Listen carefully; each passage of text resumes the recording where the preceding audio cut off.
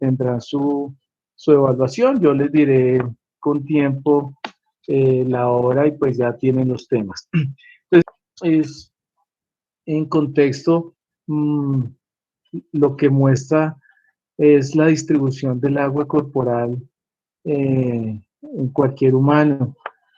Puede ser un estimativo, pero esto es más o menos lo que se tiene de forma general, y que el 60% del peso corporal corresponde a agua. De ese 60%, 2/3 partes, o sea, el 40%, por decirlo así, es intracelular, o sea, dentro de las células.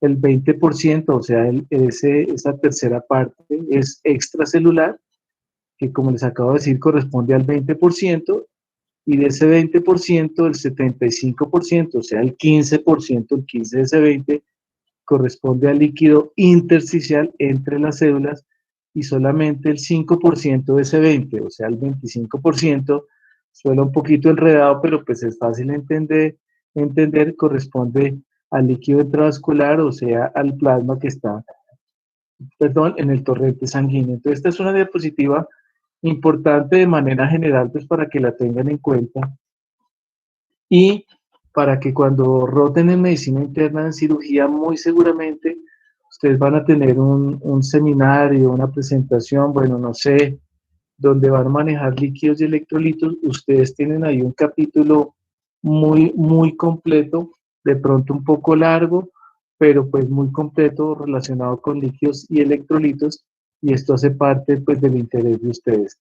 ¿Para qué es esto? Simplemente que en algunas diapositivas más adelante vamos a mirar ciertas cosas de manera general, pero cuando ustedes manejen los líquidos en los pacientes, qué tanto líquido tiene que entrar, pues no vayan a encharcar, como decimos, se dice en el lenguaje médico, al paciente en la parte pulmonar, y que pueda llevar pues a un edema pulmonar y a la muerte de estos pacientes.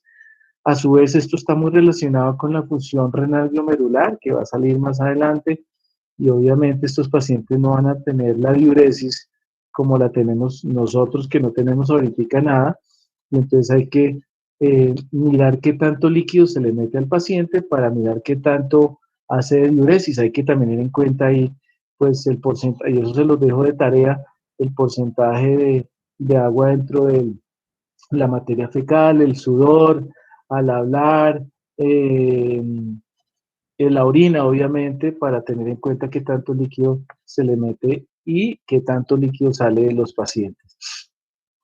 Esta diapositiva que me la encontré hace muchos años preparando este tema, después más o menos la distribución del agua corporal en el cuerpo humano. Fíjense que el cerebro es también 75% casi de pura agua. El cerebro algún día lo mirarán en fresco, sobre todo cuando estén en medicina legal, eso parece un gel, una gelatina muy aguada, y pues ahí está pulmón 83, hígado 71, sangre 92%, etcétera, etcétera. Nuevamente para recordar y tener en cuenta cómo va a ser el manejo de líquidos y electrolitos cuando haya la necesidad de hacer esto. Ahora, ¿qué es el edema? Es simplemente el aumento del líquido, que puede ser dentro de las células o en el espacio intercelular, o en las famosas cavidades corporales. Entonces ahí están los términos más frecuentes, más utilizados. Este término en inglés, el ballooning, es el edema de los hepatocitos cuando hay hepatitis. Es un término muy en la patología hepática, hepatocitaria, que se utiliza el ballooning para referirse a un edema intracelular.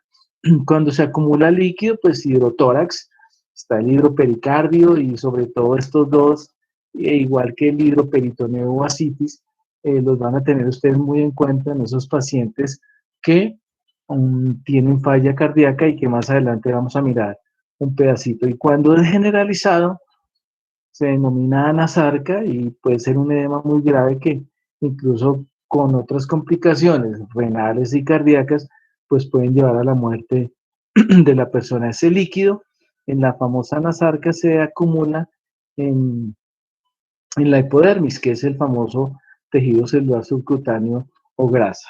Bueno, ahora, causas de edema, y vamos a mirar ahorita una por una. Está el aumento de la presión hidrostática, de la presión atmosférica, por decirlo así, la reducción de la presión osmótica del plasma, o sea, las proteínas son las que evitan que el líquido se salga del espacio intravascular.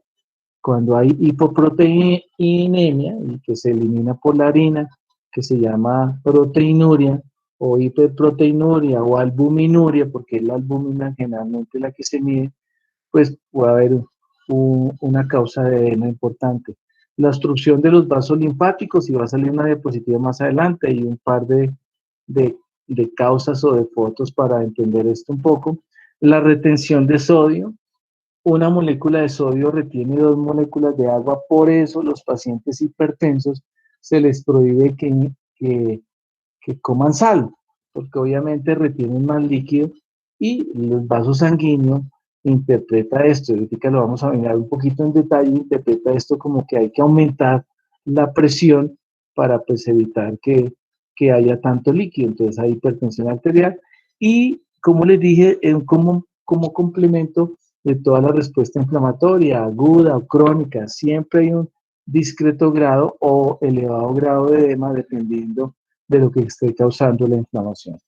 Entonces ahora uno por uno, el aumento de la presión hidrostática puede ser el aumento o la presencia de dilatación arteriolar, el calor o la irregulación neuromoral. Cuando algunas personas se ponen rojas, como es el término que utilizamos aquí en Colombia, es simplemente una dilatación arteriolar, que puede ser por el calor o por ese influjo neuromoral, la parte simpática del rubor, el famoso rubor, o está la persona roja, como se dice, es simplemente esto y hace que haya discreto edema. Entonces esa salida de líquido muy discreto que después se regula, pues obviamente es el edema, por ejemplo, en la cara. La obstrucción venosa puede ser por compresión, una masa o un trombo dentro de la luz. Una trombosis hace que haya salida de líquido del espacio intravascular al espacio extravascular. Y ustedes van a mirar en cirugías grandes o pequeñas, ahora las personas apenas las operan al otro día, casi que el mismo día y al par de horas, las ponen a moverse para evitar pues la baja actividad y que haya edema en miembros inferiores. Si la persona tiene que estar mucho tiempo, pues hará medidas compresivas, terapia física y las medidas esas especiales, antitrombóticas, etcétera, que ayudan a que pues no haya tanta presión hidrostática y obviamente no haya salida de líquido. Bueno, aquí les hago una pregunta. Me imagino que han escuchado esta expresión a las señoras embarazadas cuando están pues bien gorditas en un embarazo de pues ya de varios meses de desarrollo. Normalmente para evitar el edema en miembros inferiores las mandan a acostar hacia el lado izquierdo. ¿Por qué? Les dicen que se acuesten no por el lado derecho sino al lado izquierdo. ¿Por qué?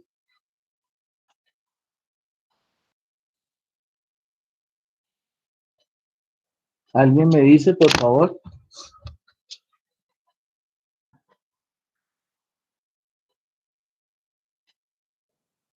Profe, tiene que ver con la anatomía, o sea, la posición de los órganos. ¿Pero cuáles órganos? O sea, porque a una Si no estoy mamá que mal, está, perdón, una mamá de 7 meses de embarazo, que pues se le están, valga la expresión, hinchando los pies o edematizando los pies, como decimos nosotros los médicos, porque el ginecobstetra, el obstetra, bueno, el ginecólogo que nos está mirando, el médico general, bueno, pues a ustedes les va a tocar eso cuando se vayan a hacer rural porque no van a tener ginecobstetras ahí al lado, los mandan o las mandan a acostar hacia el lado izquierdo, o sea, que se acuesten del lado izquierdo y no del lado derecho. Profe, para que le para llegue poder hacer. mejor circulación al feto, ¿Cómo? para que le llegue mejor circulación al feto. No, al feto no. El feto le Profe, llega a para que acostar. el útero, Para poder eliminar los para líquidos que más el útero rápido. no le haga presión al hígado, ¿no? De pronto. ¿Para que qué? Pues me han dicho que eso lo hacían para que el útero pues no hiciera presión sobre el hígado. ¿Sobre cuál Para hígado? la presión sanguínea por el corazón, ¿no? ¿Pero cuál hígado? ¿El del bebé o el de la mamá? El de la mamá. No, pero ¿por qué el hígado? Piensen anatómicamente. Para un aumento de la presión del bombeo ¿Dónde? cardíaco. No, Para liberar los riñones y así poder expulsar el agua que está acumulando. no. Pues sí, todo eso, pero ¿para qué? Ya les dije, el edema es la salida del líquido intravascular al espacio extravascular o intersticial. Se le están hinchando los pies a una mamá embarazada. Eso es normal. Puede tener una patología renal. Eso puede ser. O cardíaca, güey. Pero la señora no tiene nada de eso. Pero se le están hinchando los pies. ¿Para qué el médico la manda a acostar del lado izquierdo cuando está acostada o cuando se va a acostar? Profe, pues eso también ayuda a reducir el edema, ¿no? Pero, ¿por qué? Porque hay una mayor circulación, No, una mejor, igual mejor. tenemos 5 litros de sangre, la mamá embarazada sigue teniendo los mismos litros, 5 litros de sangre y se está moviendo de pronto un poco más rápido, eso es normal. Pero para evitar que se le sigan hinchando los pies, toca dejar toca dejar de comprimir. ¿Qué estructura? ¿Por quién? La vena cava inferior. La vena cava inferior, ¿quién la comprime? El feto. El feto no. El feto no comprime. El ¿Quién? útero. El útero. El útero. Entonces recuerden que la vena cava inferior o la vena cava no pasa por el centro, sino paralela o paramedial derecha. Entonces, eso evita que el útero comprima la vena cava y el retorno venoso mejore. Y obviamente, al mejorar el retorno venoso, pues hay disminución o se va favoreciendo que ese edema de miembros inferiores se reduzca. Pero ojo, la señora puede tener alguna patología glomerulada del riñón, claro, o una patología cardíaca, claro, una patología vasolinfáticos también, que es esta diapositiva importante para que lo tengan en cuenta. Bueno, y ahorita con unos ejemplos van a tener. Y esa es la famosa presión externa de la masa. Como yo digo, bueno, ya no estamos en clase, ¿qué más está comprimiendo la vena cava? Como yo digo, el chinoma.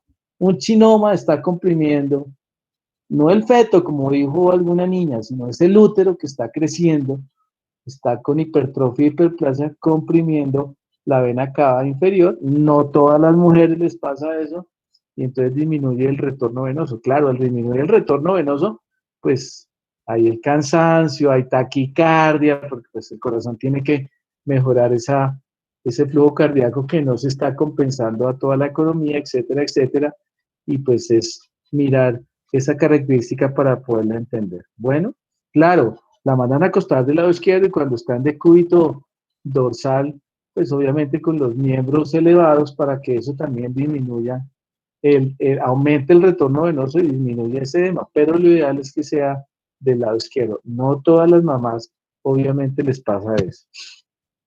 Ahora, la reducción de la presión osmótica del plasma, es lo que yo les decía, la hipoproteinemia, que si se sale por la orina se llama hipoalbuminemia o pues proteinuria o albuminuria. Entonces son glomerulopatías con pérdida de proteínas. Todas las glomerulopatías, todas las que ustedes van a ver, espero que las vean en patología 2 o en medicina interna, todas es posible que cursen con esto, que se llama el síndrome nefrótico. Y tarea, estudian y se aprenden para el examen, para medicina interna, para semiología, para la vida, para los que vayan a ser nefrólogos, que es el síndrome nefrótico y el síndrome nefrítico. Pero ahí está el nefrótico, proteinuria o hipoalbuminemia, edema, que lo estamos viendo, y otra cosa que es la hipercolesterolemia, que ustedes la van a ver después, y la hipertensión arterial. Eso es el síndrome nefrótico asociado a todas las glomerulopatías posibles que ustedes van a mirar. Cambios mínimos, rápidamente progresiva, la crescéntica, membrana proliferativa, la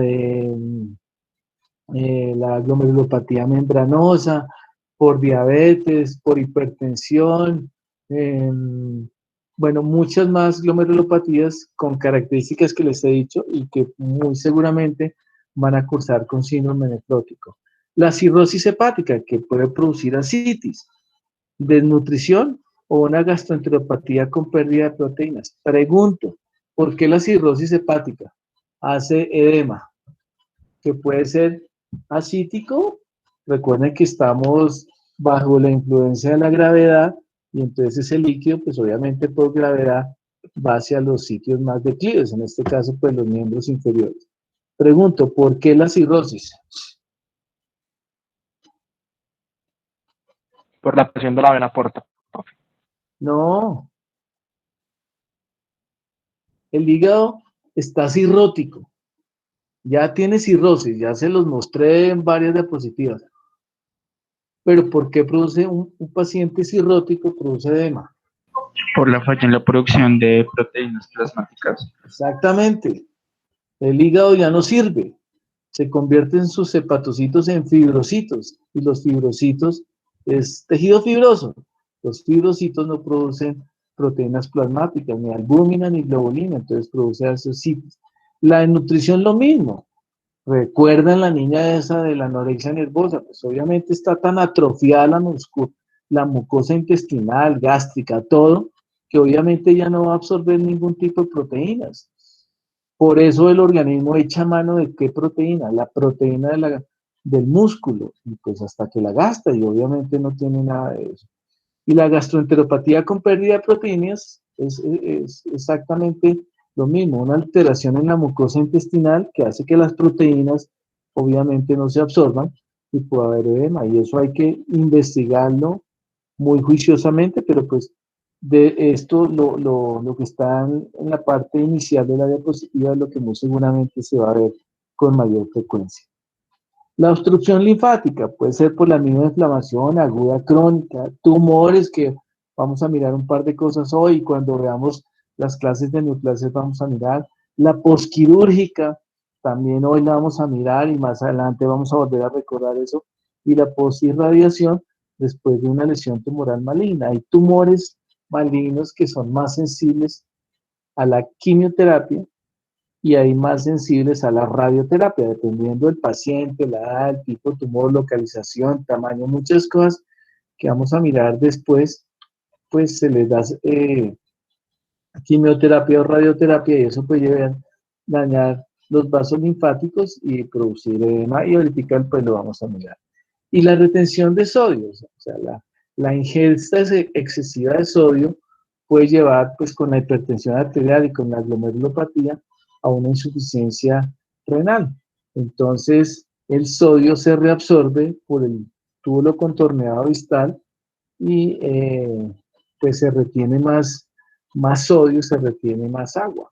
Ahora, cuando hay una hipoperfusión renal por X o Y circunstancia, el riñón interpreta eso como retener sodio, retener agua, y entonces aumenta la presión arterial. Y aquí hay una cosa que es el aumento de la secreción del sistema renina-angiotensina-aldosterona. Eso ustedes lo van a ver seguramente el otro semestre en las clases de hipertensión arterial y lo van a repasar cuando estén en medicina interna y cirugía.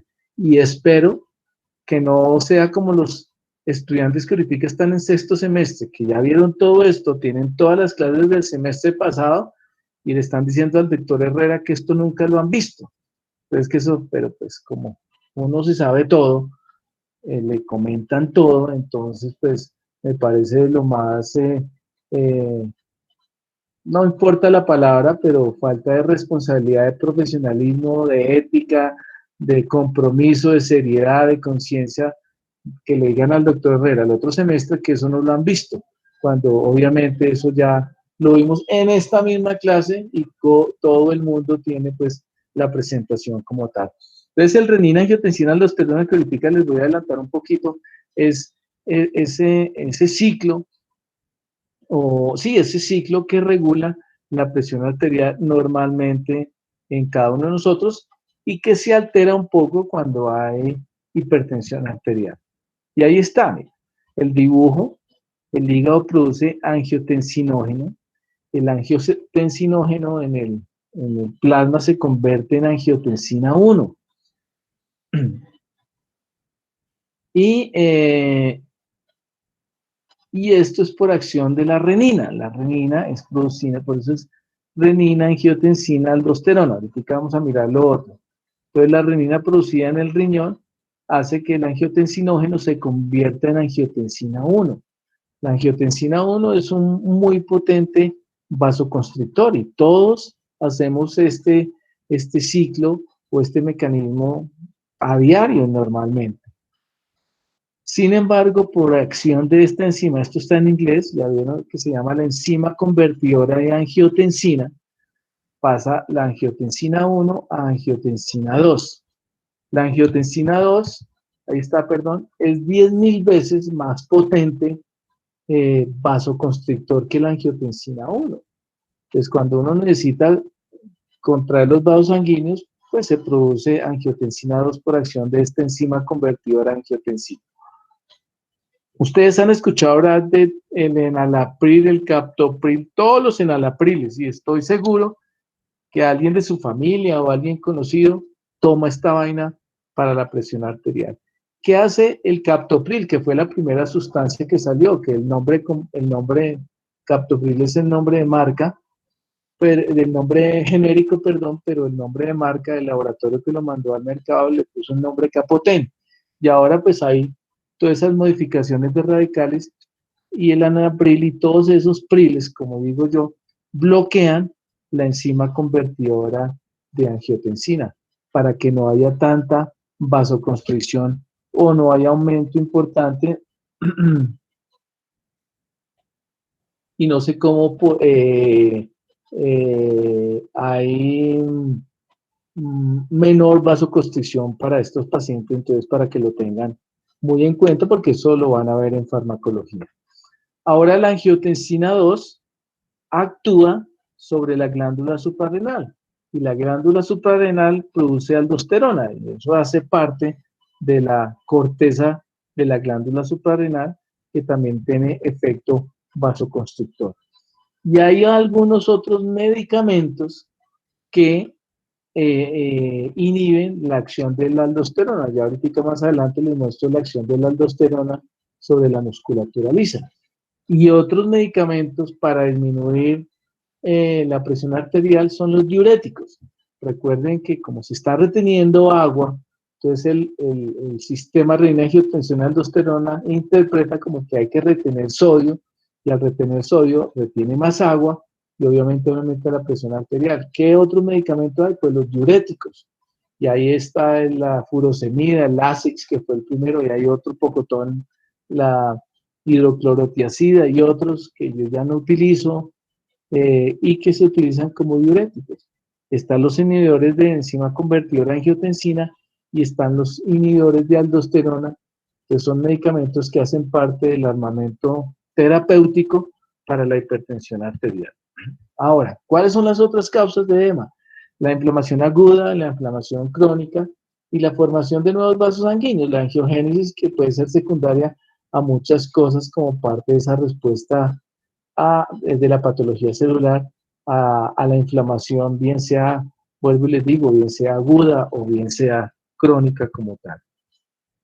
Ahora, cuando hay salida de líquido ya al espacio extravascular, o sea, el espacio intersticial, esto es lo que generalmente se sabe, se estudia, a eso se llama trasudado. Ahí está en negrilla, sombreada la palabra trasudado, y esto generalmente está relacionado con alteraciones de la presión hidrostática, y eso es salida de líquido. Líquido claro, parece agua, como le dicen, agua de roca, parece agua, muy claro, que se llama trasudado, que se puede obviamente mirar. Yo no tengo pues todavía fotos de trasudado, pero este par de fotos recordando pues fragmentos de agua o agua, eso es generalmente lo que se puede observar en este trasudado. Doctor, Aquí, señor. una pregunta, ¿eso sería casi igual al exantema? ¿Anasarca? No.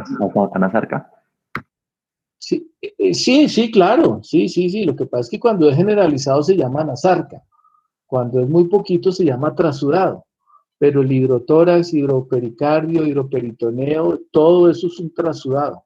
Si pasa el tiempo, se puede convertir en otra cosa que yo les voy a mostrar ahorita. Eso es un edema constituido por trasudado, pero hay otras causas de edema que puede ser una patología no maligna o patologías malignas que pueden llevar obviamente a la formación de edema.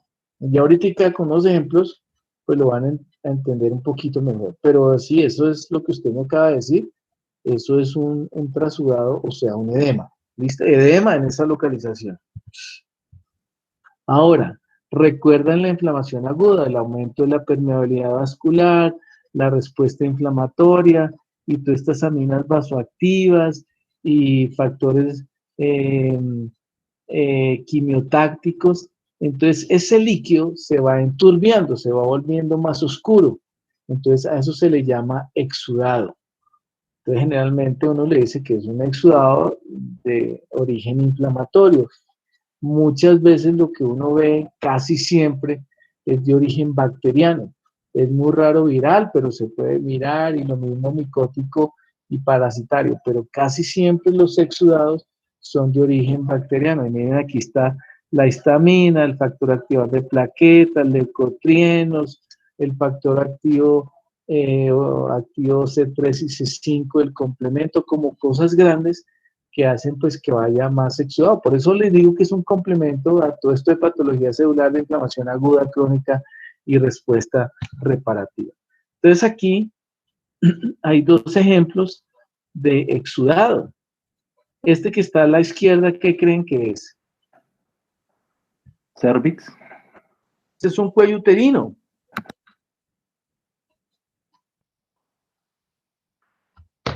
Y tiene una leucorrea, leuco blanco, y pues una secreción, un exudado generalmente bacteriano, pero puede ser también por hongos. Aquí es más fácil la mujer hongos u otras bacterias, como la tricomonas, hongos, la cándida, está la Neisseria gonorrhoeae, bueno, muchos, y hay que hacer cultivo y citología de esta secreción para darle el tratamiento posterior a la mujer. Entonces, esto es una leucorrea. Y aquí otro exudado infeccioso en un paciente diabético, en esta gran úlcera, hay hipoxia, mala cicatrización, pobre respuesta inflamatoria y obviamente secreción. Ahí está pues una compresa, un apósito, seguramente con tejido granulante y todos esos agentes antisépticos que se utilizan, y esa es la característica. Miren el eritema tan tenaz en esta foto de toda esta región, obviamente porque hay mayor irrigación para tratar de mejorar esa respuesta inflamatoria ante esa lesión o esa anoxia que está sufriendo este paciente. Entonces, este es un edema, agua, y aquí hay un exudado que, como les digo, generalmente está asociado a infecciones de tipo bacteriano.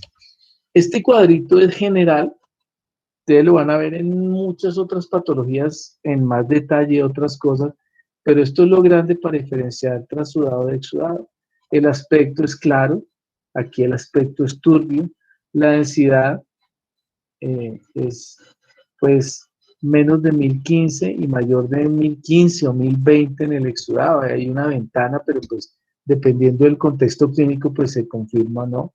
En el trasudado no hay proteínas, o es menos de 3 gramos por decilitro, mientras que el exudado está lleno de proteínas por la respuesta inflamatoria.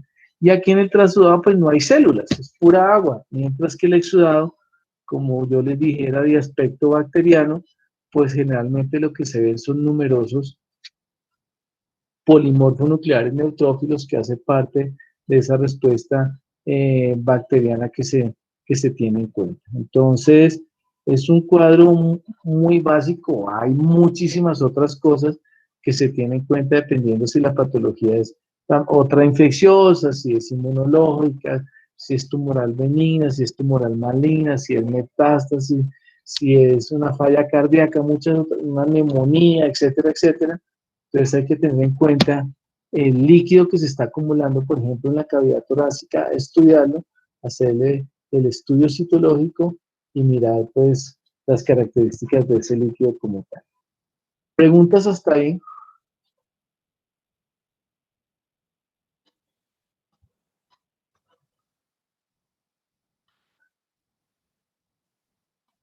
Ahora, la homeostasis es el equilibrio entre la presión hidrostática vascular y la presión osmótica o coloidosmótica de las proteínas. Eso está en equilibrio. Entonces, en la parte arterial se ha medido eso en 25 milímetros de mercurio, mientras que en la parte venosa es hasta 3 milímetros de mercurio. Hay poca resistencia. Y en el intersticio o en la mitad es el mismo arterial, generalmente son 25 milímetros de mercurio. Cuando esto se altera, esto se aumenta o esto se disminuye o se puede aumentar, pues vienen las consecuencias de esa salida de líquido o edema como tal. ¿Quién hace eso? La microcirculación, que está equilibrada. Y esta foto, bueno, ya ahorita les muestro esta foto, es lo que yo les quería decir. En la parte arterial roja y la parte venosa. Aquí va el 100% y en la parte venosa solo pasa el 85%. Ese 15% restante es recogido por los vasos linfáticos. Entonces, va al conducto torácico en la región derecha y después pues a la vena cava y en la vena subclavia al lado izquierdo y después a la vena cava, toda la parte superior. Si se alterara, se destruyeran los vasos linfáticos o hay un tumor o no existieran, pues obviamente este 15% que se sale de este 100 pasa al 85, pues este 15 se va acumulando. ¿Se puede drenar? Sí se puede drenar, pues eso va a disminuir, entonces ahí el famoso edema como tal. Esto del equilibrio es simplemente pues que nosotros somos isotónicos. Cuando la célula se achicharra, por decirlo así, es porque el plasma es hipertónico y cuando está disminuido es hipotónico, es simplemente el paso es hipertónico, la salida del líquido intracelular a extracelular. Aquí es simplemente un equilibrio entre los dos, pero hay edema y el hipotónico es cuando se edematiza la célula como tal según la característica. Bueno, ahora,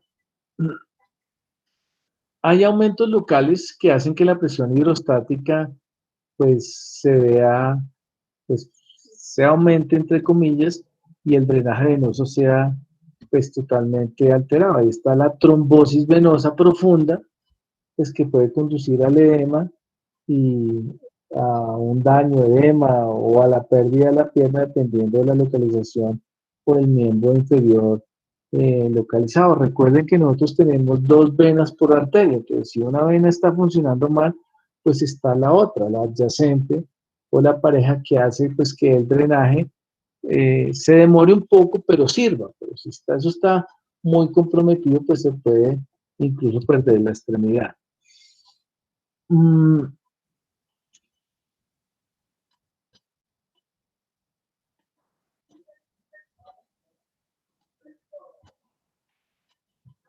Yo les pregunto esto, pues les hago este ejercicio.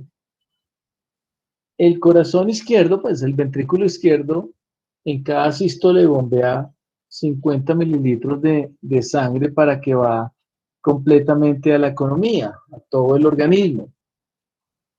Si el corazón izquierdo fallara, el ventrículo izquierdo fallara, no se eyectan 50 mililitros de sangre, sino digamos 30 mililitros. El corazón está fallando. Esos otros 20 mililitros, ¿a dónde se van?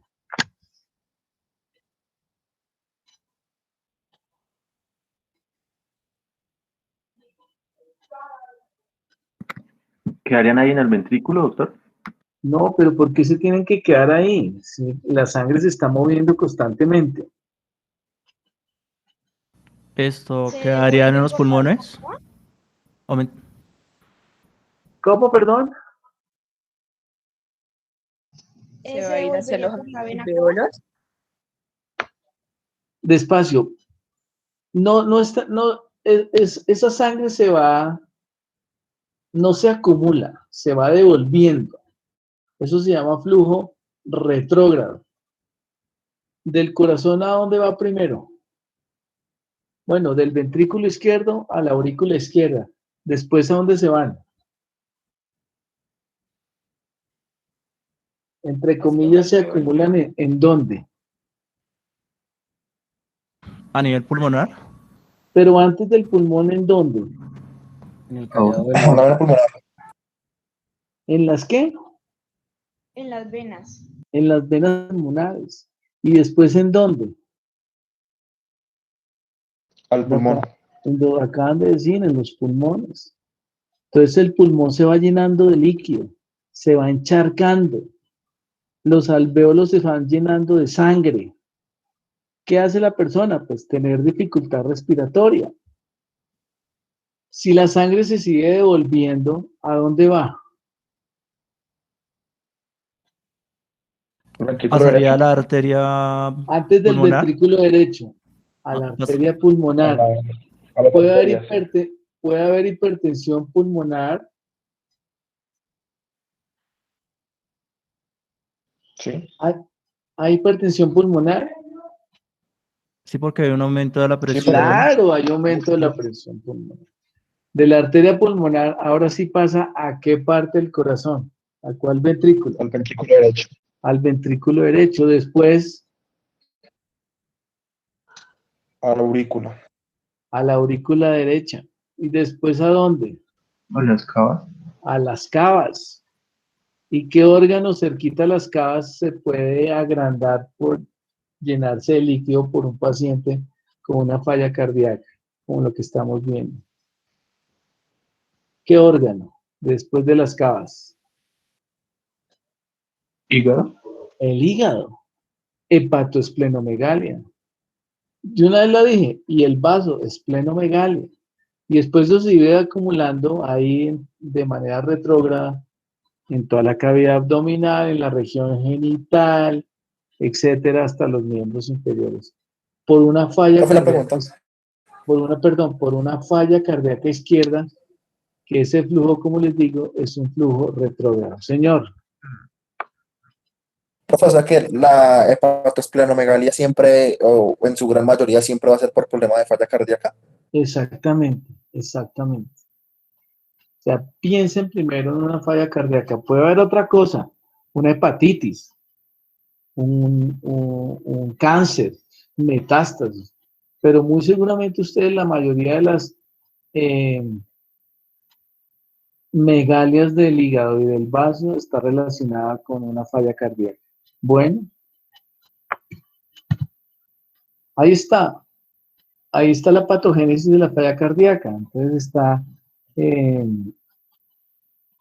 la enfermedad coronaria, que es secundaria a trastornos de lípidos, a hipertensión, y las famosas valvulopatías, que ahí vamos a ver una clase especial en patología infecciosa que puede estar afectando las válvulas. Las válvulas que normalmente más se afectan son las del lado izquierdo, la aorta, la válvula aórtica y ¿cuál otra? La mitral. Y la mitral, exactamente. Son las que más frecuentemente se afectan y ocasionalmente las del lado derecho, pero generalmente siempre piensan en las valvulopatías del lado izquierdo del corazón y eso pues lo vamos a mirar. Entonces aquí, como dice, el aumento de la presión hidrostática venosa es importante. La patogénesis del edema cardíaco es más compleja, pero es parte de lo que les estoy tratando de mostrar y que ustedes están haciendo el ejercicio. Entonces, aquí viene la otra pregunta. Como les dije, en cada sístole el corazón eyecta 50 mililitros de sangre que se reparte en todo el organismo, pero en una falla cardíaca está eyectando 30 repartidos por todo el organismo. Entonces aquí dice hay una reducción de la perfusión renal. Si hay reducción de la perfusión renal, el riñón, ¿cómo lo interpreta? Que tiene que ¿qué? Eso lo vieron en fisiología, estoy seguro. Retener sodio y agua para aumentar. Retener líquidos, retener sodio y agua. Y al retener sodio y agua, hace que se perpetúe el edema. Entonces aquí, no sé quién lo dijo, muchas gracias y felicitaciones. Un paciente con falla cardíaca hay que darle diuréticos para que orine. Hay que darle diuréticos para que disminuya el encharcamiento del pulmón. Hay que darle diuréticos para que mejore su respiración. Hay que darle una cosa que se llaman digitálicos, o sea, o inotrópicos, que es para mejorar la función cardíaca. Un paciente con falla cardíaca, ¿cómo está su frecuencia cardíaca? ¿Aumentada? Aumentada. ¿Para qué? Para tratar de que esos 50 mililitros que debería ser normalmente y que estos no son 30, pues lo sobreejercite para tratar de mejorar la irrigación a toda la economía, como se dice. ¿A dónde? Pues a toda la economía, cerebro, pulmón, el mismo corazón, riñón. Entonces, si hace taquicardia, el corazón, ¿qué le puede pasar? Colapsar. ¿Señor? Puede colapsar. No, antes de colapsar, ¿qué es lo fisiológico o patológico que puede hacer? Hipertrofiarse. Hipertrofiarse, agrandarse. Entonces ustedes van a mirar en semiología, en auscultación, en radiografía, qué tanto se está agrandando ese corazón. ¿En qué ciclo o en qué parte del ciclo cardíaco se irrigan las coronarias o el corazón se irriga? Diástole. ¿La diástole? En la diástole. Estos pacientes con hipertensión, taquicardia, pues la diástole está muy disminuida, entonces la irrigación cardíaca es pobre. Y más que el colapso cardíaco, este paciente puede entrar y hacer un ¿qué? ¿Un infarto o Un infarto, un esquema. Entonces miren que ustedes ahí están correlacionando muchas cosas. Entonces eso es lo que tienen que mirar y cuando entren a la clínica mirar con todo esto. Si no le llega tanta sangre al cerebro, estos pacientes, ¿qué pueden hacer? Más que sangre, oxígeno. ¿Qué pueden hacer?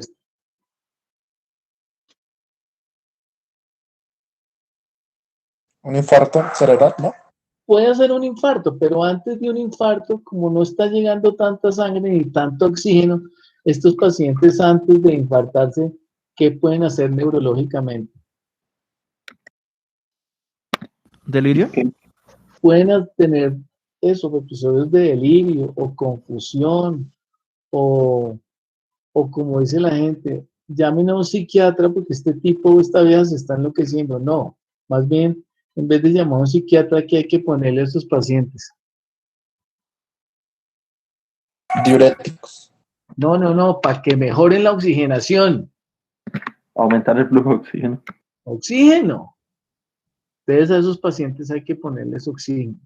Bueno, ¿ustedes creen que estos pacientes se alimentan bien? Hay disminución de la irrigación sanguínea en todo el organismo.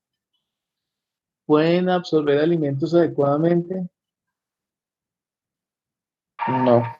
No.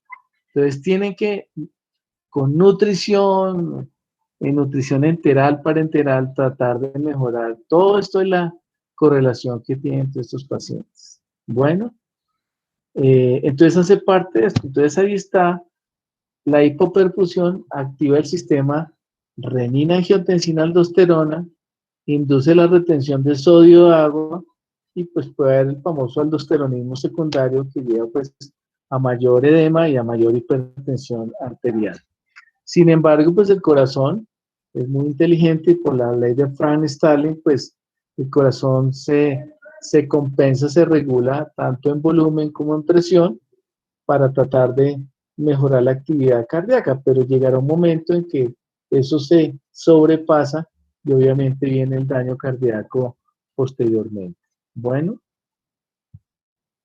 en la fisiopatología, la falla cardíaca o insuficiencia cardíaca, pues es el gasto disminuido, se llama fracaso anterógrado, o sea, el fracaso anterógrado es pues la sangre que no llega ni al riñón, o sea, del ventrículo para afuera la sangre se está devolviendo o es muy poca, entonces se llama el fracaso anterógrado. Y cuando es del corazón hacia atrás, se denomina fracaso retrógrado, pero generalmente pues se ven ambas combinaciones porque estos pacientes ya tienen tanto falla cardíaca izquierda como falla cardíaca derecha y pues obviamente hay que mejorarles todas estas cosas. ¿Alguien iba a preguntar algo o se activó el micrófono sin querer? Bueno. Esas flechas, ¿qué están señalando?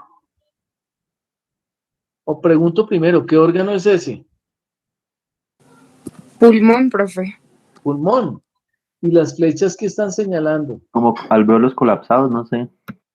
Sí, están colapsados un poco, se han cerrado, perfecto, pero dentro de los alvéolos, las flechas ¿qué están señalando?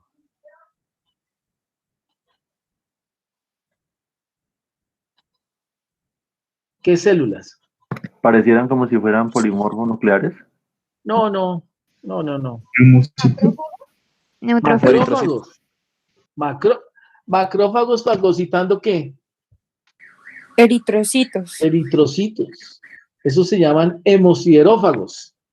Y muchas veces los clínicos, dependiendo de la clínica del paciente, los cuantifican. Entonces hacen la broncoalveolar y miran qué tanta hemosiderófagos hay en el pulmón. Y esto, pues estos pacientes aquí están en taquicardia, taquimea, dificultad respiratoria, porque ahí en los alvéolos, ¿qué debe haber por dentro? Pues nada.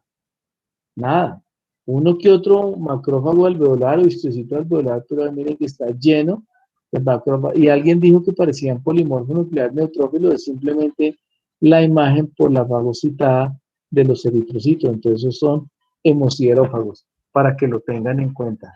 No a todos los pacientes le hacen eso. Bueno, ahora, aquí les adelanto otra cosa. Y pues hagan este ejercicio. Cuando ustedes que no tienen nada, auscúltense los pulmones o solitos, van a escuchar el famoso murmullo vesicular bueno, el viento, la brisa tranquila es el ruido del aire al entrar y al salir de los alvéolos. Cuando hay líquido en los alvéolos y ustedes lo auscultan, la entrada y salida de líquido y el rompimiento de estas burbujas de líquido, entonces hace un sonido que se llama crepitancia. Y crepitar, eso no, cuando lo escuchen por primera vez, jamás se les va a olvidar. Pero una mnemotecnia es desprender el famoso velcro en las chaquetas, maletas, bueno, lo que sea. Y la otra, si lo hacen, es los que tengan el cabello largo, es frotarse un pedazo del pelo detrás de la oreja y ese sonido es muy parecido, casi que igual a la famosa crepitancia cuando escuchen pacientes que tengan algún grado de edema pulmonar o de falla cardíaca, porque pues está relacionado con esto, una neumonía, etcétera. Entonces van a tener en cuenta esto. Profe, Señor. ¿En qué difieren que un paciente cuando haga inspiración profunda, al final de la inspiración presente tos abundante? No, eso es simplemente reflejo por lo que la vía aérea está cerrada o abierta. Entonces hay irritación de los filetes nerviosos ahí en la submucosa. Como no debería existir eso, pues irrita eso y por la respuesta inflamatoria, entonces la respuesta fisiológica normal es la tos. Y esa es una muy buena pregunta porque también hay que diferenciar entre la tos productiva y la tos seca. Como decía mi mamá, la tos de perro es simplemente la tos de perro, es una tos irritativa. La otra simplemente es una secreción para tratar de eliminar eso que está en la vía aérea. Entonces, eso depende también de la patología, pero esa inspiración profunda, tratar de eso, pues obviamente irrita, estimula los filetes nerviosos con toda esa respuesta inflamatoria y se produce pues esa tos. Hay una cosa desde cuando yo estudié medicina que para la tos, ¿qué le dan la tos? Pues, yo aprendí antitusivos, de todo, pero pues como dicen muchos médicos, neumólogos, los antitusivos no sirven para nada. Y es importante que la persona tosa, pero cuando ya es una tos irritativa, que puede cansar al paciente, pues hay algunas sustancias generalmente neurológicas que disminuyen pues, ese estímulo de la tos, pero sin acabarla completamente. Entonces eso pues después lo mirarán, en farmacología se mirará, ustedes mirarán si utilizan antitusivos o no utilizan antitusivos. Por ejemplo, la neumóloga de mi hijo cuando era niño no mandaba nada de eso, ella me decía que chupara bombombón, que eso estimulaba pues simplemente la producción de secreción, botarla y pues eso era. Pero eso también son escuelas y son profesionales y bueno, internistas, neumólogos, etcétera, que tengan en cuenta cómo ha sido su experiencia con los pacientes para formular o no formular ciertas cosas. Bueno, esta diapositiva que creo que yo la tomé del libro de Robbins, pues es lo de la falla cardíaca. Y repasando, disminución del flujo renal, hay activación del sistema renina-angiotensina-aldosterona, se retiene sodio y agua, hay aumento del volumen sanguíneo y hay edema. Ahora, hay aumento de la presión hidrostática capilar, por lo mismo, entonces se perpetúa el edema. Y obviamente hay que mejorar estas características. La falla renal, independiente de su causa, por muchas glomerulopatías u otras cosas, puede llevar a la retención de sodio y agua y hacer lo mismo, aumento de la presión venosa, hidrostática y producir edema.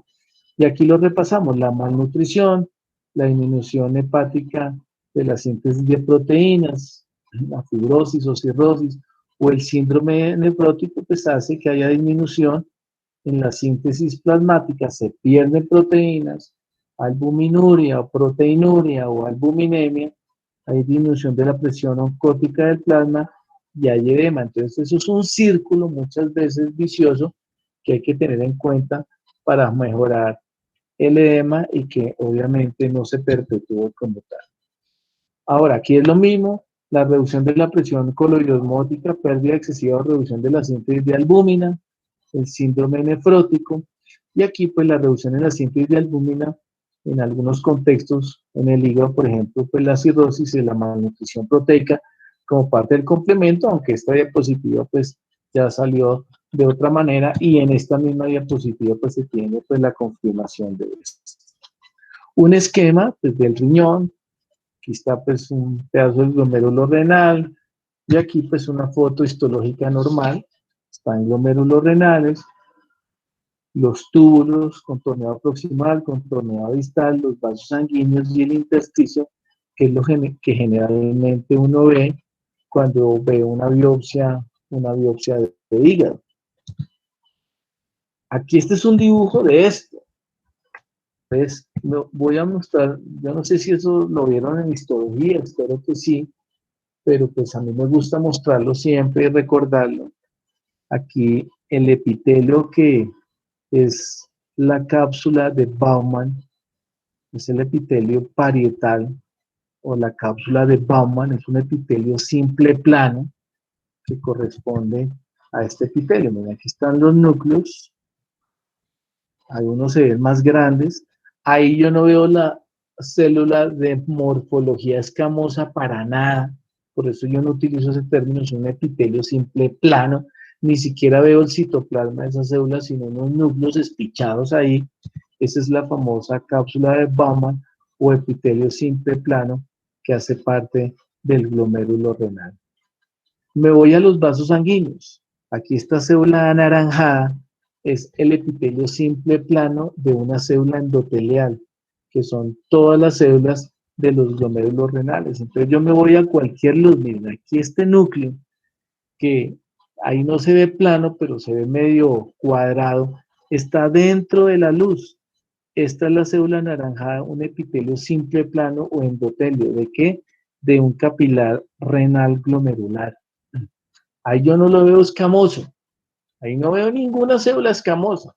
Por eso a mí no me gusta ese término de epitelio plano escamoso, porque si aprenden eso escamoso, se lo aprenden a la loca y no lo saben interpretar cuando haya patología glomerular y cuando no hay los tumores malignos escamosos, que ya me imagino que se lo saben, no lo recordarán como el epitelio compuesto escamoso. Punto, comillas. Si yo veo una foto aquí del riñón, digamos, mujer de 55 años, me le toman una biopsia en el riñón, solamente eso, y ahí sí yo veo un carcinoma escamocelular fatuto típico, como los que les he mostrado en algunas clases, ¿ustedes en qué piensan? Vuelvo y les digo, mujer de 55 años, no más historias, imagínensela, una biopsia ahí en el riñón derecho, digamos, yo la veo y en el microscopio yo miro un carcinoma escamocelular fatuto, como decimos nosotros, típico, normalito, no hay que hacerle nada. ¿Esa señora qué tiene?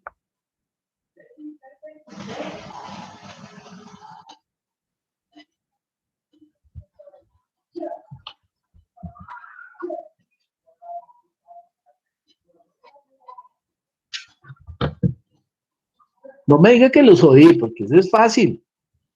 Vuelvo y les digo, mujer de 55 años, le toman una biopsia en el riñón, no les cuento más. Y en la biopsia Profe, me la un prepararon. glomérulo. La biopsia me la prepararon, me la colorearon bien bonita y yo veo ahí un carcinoma escamocelular. Fatuto. ¿Qué piensan ustedes que tiene esa señora? ¿Síndrome nefrótico? ¡No! Síndrome nefrótico. Tiene en el riñón un carcinoma escamocelular en una biopsia. Una mujer de 55 años. Ahí en esta foto, imagínense un carcinoma escamocelular. ¿Qué tiene esa señora? Pues en la imagen se verían los núcleos con cromatina, ¿no, profe? No, no me interesa cómo se ven los núcleos, sino ahí que están viendo mi computador o están viendo la foto. La foto, profe. La foto, profe. La foto del glomérulo. Sí, señor. Sí. Entonces tendría una glomerulopatía, ¿no? No. Ahí que están viendo.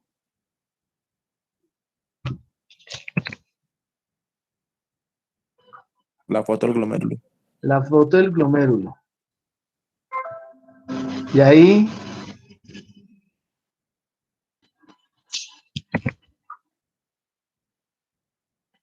No se mueve. está quietito. ¿Sí? Sí, doc. No están viendo nada.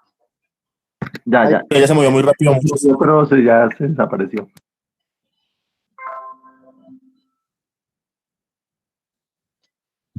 Ya.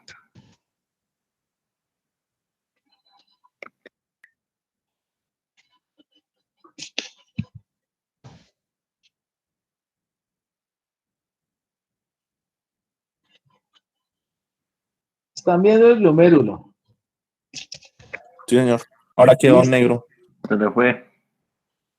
Ahí volvió. Ahí ya apareció. Volvió, Sí. sí. Profe, Señora. puede que se haya obstruido No, algún no, no, vaso. no. No se pongan a inventar. Están inventando. Están dejando volar su imaginación, pero no como yo quiero. Vuelvo y les digo. Profe, es que no entendemos la pregunta. Sí, Póngale profe. cuidado. Póngale. No, pero ¿cómo no va a entender la pregunta? Esperen un momento.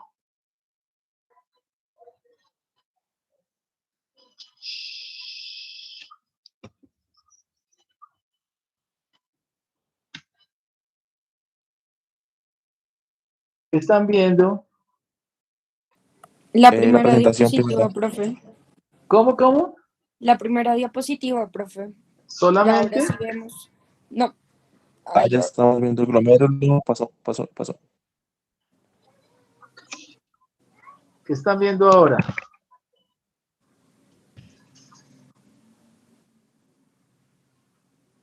Que va a cortar una imagen para pegar el glomérulo.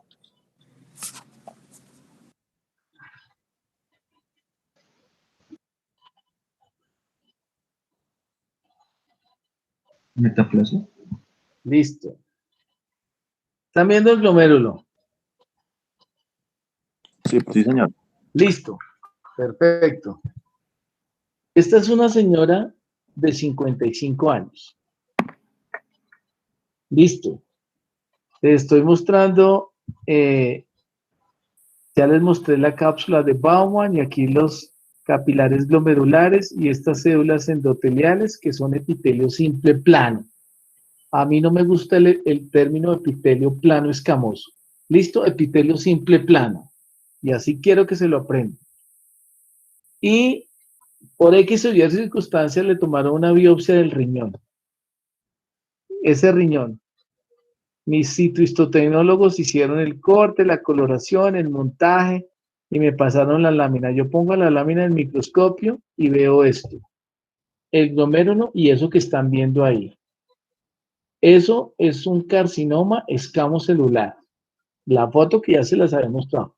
Pero salió en el riñón. En este riñón. ¿Esa señora qué tiene? Cáncer. Señor, Cáncer ¿en dónde? en el riñón. ¿Y en dónde más? O sea que este es un carcinoma ¿qué? Escamo glomerular. No invente, escamo glomerular, eso no existe. Un carcinoma. Celular, bro. ¿Un qué? Carcinoma escamocelular. Escamocelular ¿qué? Es una señora con un carcinoma escamocelular y le salió en el riñón. Es un carcinoma ¿Nefrótico? No, nefrótico no. ¿Podría ser de origen uterino? ¿Cómo? ¿De origen uterino? Y entonces este es un carcinoma escamocelular ¿qué? ¿Quién dijo uterino? Juan Soler. Juan, ¿un carcinoma escamocelular qué? Está en el riñón. Metastásico. Metastásico. ¿Sí ven por qué a mí no me gusta utilizar el término escamoso en el riñón? Ni donde no exista, sino solamente en la piel, en el esófago, en el cuello uterino, en la vagina, en el ano.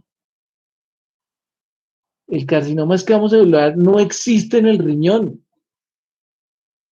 Podría existir, pero es una metástasis. Por eso es el cuento del epitelio compuesto escamoso para esos órganos. Aquí yo les estoy mostrando, ya va, la cápsula de Baumann y el epitelio simple plano. Y ahí está la foto.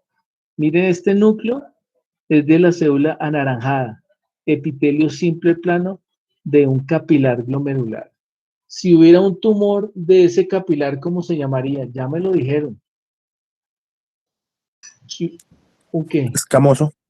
No, que no. ¿Sí ve? No me están parando bolas.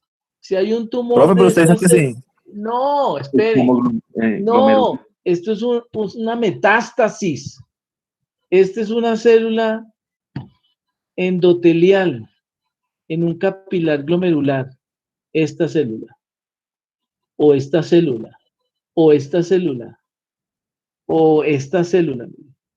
Esta célula. O esta célula. O esta célula. o esta célula? Son las células anaranjadas. Estas células son las células endoteliales, epitelio simple plano. Si se vuelven malignas, ¿cómo se llama el tumor? Angioma. Angiomas, angiomas, hemangiomas, angioma venoso, angioma arterial, angioma, como quieran, hemangiomas, angiomas. Si ven que no se utiliza la palabra escamosa, entonces por eso a mí no me gusta mezclar ese término, porque lo que hacen es, como se lo aprenden de memoria, y muchas veces estoy seguro que no lo ven, no lo metan. Por eso vuelvo y les digo, utilicen la palabra escamosa solamente donde hay epitelio compuesto escamoso. Entonces eso es un angioma. Pero aquí estamos mirando esto normalito. Entonces aquí, ahora vamos con estas células de color lila. Están por fuera del glomérulo, perdón, del capilar. Y tienen este citoplasma que a la microscopía electrónica, porque eso no se ve en la foto que les voy a mostrar, estas prolongaciones citoplasmáticas se llaman podocitos. Aquí está, en inglés se llaman food processes, podocitos se le dice. Entonces, estas son las células lila que en la foto son, por ejemplo, esta célula. Hay unos núcleos que están por dentro de la luz, mire, pero esta célula está por fuera de la luz. Esta célula que rodea el capilar es la célula lila, que se llama la célula epitelial visceral. Esta es la parietal de la pared y esta es la célula epitelial visceral. ¿Qué epitelio es ese? Ninguno. Y no se puede decir si es un epitelio plano o escamoso. No, mire.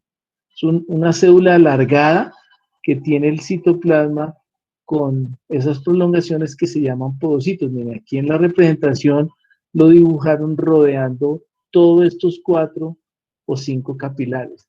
Y ustedes miren por dentro de la célula anaranjada que hay estos poros o fenestraciones para tratar de mejorar la permeabilidad del glomérulo.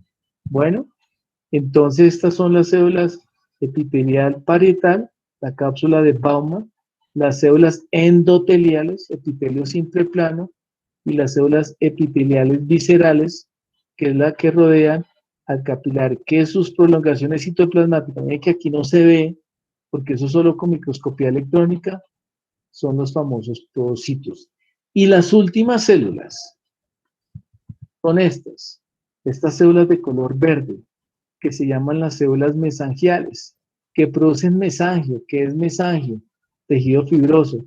Y aquí en este ejemplo, miren, este capilar, esta célula que está en este mesangio, que es como el color rosado, es esa célula de color verdoso. Bueno, ahora, otra característica de la histología normal, espero que la recuerden, ustedes ven aquí como una lobulación, una, aquí hay otra 2, aquí hay otra 3, aquí hay otra como 4 y aquí hay otra como 5. Cuando el glomérulo queda cortado, por decir en toda la mitad de esa forma circular, se ven más o menos 5 lobulaciones, 3 a 5 lobulaciones normalmente. Cuando eso está aumentado, pues es que el riñón está completamente enfermo. Pregunta, ¿esta qué coloración es? Hematoxinosina, tricrómico, PAS, Gomori, Giemsa, Grocott, ¿cuál es? Hematocilina diosina. No. Paz. PAS. Ustedes ven la mayoría de color rosado, los núcleos se ven azulitos, pero ustedes no ven el azul que se ve en lo otro. Y miren aquí el ejemplo del túbulo contorneado proximal que tiene cilias y microvellosidades que se pintan con PAS y un pedazo de un túbulo contorneado distal que no tiene cilias. Pregunto, ¿este túbulo qué es? ¿Distal o proximal? Este. ¿Distal? Distal. Este. Proximal. No, miren. También es distal. Tampoco, es distal. Este. Proximal. Ese es proximal. ¿Ve? Entonces esa es la característica para diferenciar. Bueno, aquí el ejemplo del escamoso que no era... Y ustedes ven este glomérulo, ahí no se ven capilares, están totalmente cerrados o colapsados. Este espacio, perdón, este es el espacio de Baumann, este espacio entre el glomérulo o entre los lóbulos y la cápsula de Baumann. Aquí no hay espacio, pues casi no se nota en la mayoría de esa estructura. No se ven capilares, están cerrados. Ustedes ven que hay una proliferación de células importantes. Aquí sí hay estas células, ¿cómo se llaman? Estas chiquitas, o estos núcleos lobulados, ¿qué son? Estos o estos. Estos chiquitos son lóbulos ¿de qué células? Están teniendo una respuesta inflamatoria. Plaquetas. Los polimorfonucleares Los neutrófilos. polimorfonucleares neutrófilos. Todo eso rosado que ustedes ven ahí es proliferación del mesangio. O sea que estas células han proliferado. ¿Estas células cuáles son del dibujo? ¿Las de qué color? Están en el mesangio. Las de color naranja. No, las de color naranja son estas, miren, las células endoteliales. Las azulitas, profe. No, La el verde, ¿no? mesangio. Verdes. Las verdes. Las verdes. Ahí es muy difícil mirar células endoteliales, o sea, las naranjas, porque está totalmente colapsado los capilares. Esta es una patología que se llama mesangio proliferativa, o sea, que hay proliferación del mesangio y de las células completamente inflamatorias. Ahora aún hay hiperlobulación, miren, aquí hay 1, 2, 3, 4, 5, 6, 7, 8, 9, casi hay 10 lóbulos. O sea, el doble de lo que debería haber normalmente. Entonces, esto es una patología que seguramente también tiene síndrome nefrótico. ¿Esta qué célula es? Este núcleo es de una célula ¿qué? ¿La célula de qué color? Esta es la cápsula de Baumann. La azulita, profe. No, la azul no. ¿Pueden ser podocitos? No. No. La parietal es... La La parietal, amarilla. o sea, la amarilla. La que está en la cápsula de Baumann. Igual que esta, ¿no? Igual que esta. Igual que esta. Bueno, es para que tengan en cuenta eso cuando miren eso. Profe, una pregunta. Señor. Es que en la imagen anterior, los núcleos también, digamos, cuando hay carcinomas renales, también se ve así varios núcleos o varias células. No, ¿Cómo diferenciamos, digamos? pero no. Cuando veamos la clase de cáncer de riñón, lo vamos a ver de otra manera. Esto es simplemente para el ejercicio que ustedes vayan pensando en eso. O sea, en el riñón que haya un carcinoma escamocelular, eso no existe. Yo nunca he visto. Esto fue una suposición. Pero en un riñón que hay un escamo, eso es una metástasis. Eso es una metástasis. Como les dije, era una mujer de 55 años, pues el cuello uterino. Puede ser también la piel o el esófago. Eso hay que investigarlo. Es el mismo ejemplo que yo les hice en una clase. Y está en un dibujo. Si esta foto de un carcinoma escamocelular me aparece en el cerebro, en el tejido cerebral, pues que hay que pensar que es una metástasis de un carcinoma escamocelular. Ahora hay que investigar dónde está el tumor primario, dónde está el original. Y eso pues se escanea, se busca, se estudia en el paciente de manera... Pero no, cuando miremos lo de cáncer, que va a ser en un par de meses, 2 meses por ahí, pues vamos a mirar esas características citoarquitecturales, citológicas, y es completamente diferente a esto o a esto, completamente diferente. Bueno. Sí, señor, profe, gracias. Ok. El hígado. Miren un hígado cirrótico dentro de la cavidad abdominal. Ahí están los nódulos cirróticos. Estos son nódulos más grandes, seguramente macronodulares, y este paciente pues muy seguramente tendrá sitio. Hay nódulos grandes y pequeños, pero aquí lo que ya predomina son los grandes, entonces una cirrosis macronodular que puede llevar a una hepatocarcinoma. Entonces ahí dejamos esa parte y viene la otra, que es la obstrucción linfática. Entonces es lo que se denomina como el linfedema. Ya les dije, por obstrucción, puede ser inflamación o un cáncer. Y aquí hay una patología infecciosa que es la filariasis, sobre todo en la región inguinal, que se llama elefantiasis, o el cáncer de glándula mamaria. Ya les voy a mostrar eso. Hay un edema importante en el brazo comprometido, o cuando el cáncer de glándula mamaria compromete los vasos linfáticos superficiales en la piel, se denomina piel de naranja, y eso es por compromiso de los vasos linfáticos y hay edema. Miren, aquí está, esto es Guinea Ecuatorial, África, aunque en internet sale otra historia, pero eso es endémico allá. Pues hace mucho seguramente no sé, porque esto es una foto famosa, esto es endémico allá, pues que el hombre tenga filaria dentro de la bolsa escrotal, y entre más filarias tenga, más hombre es. Bueno, obviamente son sus creencias, y por ejemplo aquí, como digo yo, este negrito sí se jodió, porque la filaria le comprometió los vasos linfáticos del cuello. Los demás es eso es normal. Esa es la famosa elefantiasis o filariasis. Y eso pues es endémico allá y normal. Aquí en Colombia hace muchos años, en el siglo pasado, por allá en la década del 50, 60, por allá en Santander, hubo una epidemia de filaria, pues se frenó esa contaminación y pues se acabó esa característica. Esto es una mujer que tuvo cáncer de glándula mamaria. Se lo quitaron, hicieron una mastectomía, pero usted es una señora gordita, pero ustedes ven aquí una zona más eritematosa en el brazo, es porque cuando le hicieron la mastectomía le quitaron, nosotros le decimos la grasa axilar, y ahí se vuela en la cirugía, como decimos aquí en Colombia, los vasos linfáticos. Entonces aquí no se drena todo y hay edema. Esto pues se elimina, miren que incluso los vasos venosos están dilatados, porque pues obviamente tiene que trabajar más todo ese sistema de drenaje para disminuir este edema. Pero esta señora aparte, después de unos 20 años, tiene esta lesión eritematosa, de aspecto costroso, irregular.